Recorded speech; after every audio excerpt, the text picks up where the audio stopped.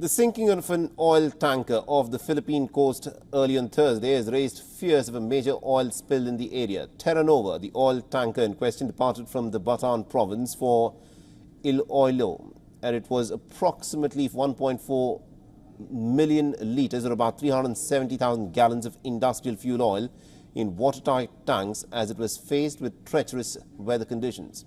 In a nighttime operation, the Philippine Coast Guard was able to successfully rescue about 16 of the 17 crew members who were on board the vessel.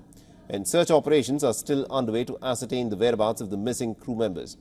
And according to the country's Coast Guard spokesperson, the crew's attempts to navigate back to port were unsuccessful, leading to the vessel sinking. Shortly after midnight, the oil tanker is reported to have sunk to a depth of about 111 feet. The incident comes amidst massive flooding and rains in the island nation. The adverse weather conditions have already resulted in at least about 22 deaths and the displacement of over 500,000 people. Now, speaking of the prevalent threat of a massive fuel leak, an aerial survey has identified around a 3.5-kilometer long oil slick near the site of the sinking. However, initial reports suggest this could of course be from the tanker's engine fuel rather than the larger cargo of industrial fuel oil. The Philippine Coast Guard is still concerned about the potential environmental disaster, and in case the oil were to leak into Manila Bay, it could severely impact its shorelines.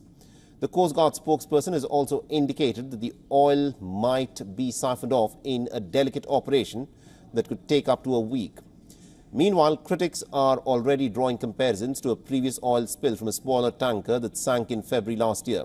It took the authorities 3 whole months to contain the incident. It wreaked havoc on the coral reefs, mangroves, and also affected tens of thousands of fishermen and beach resorts across 6 provinces.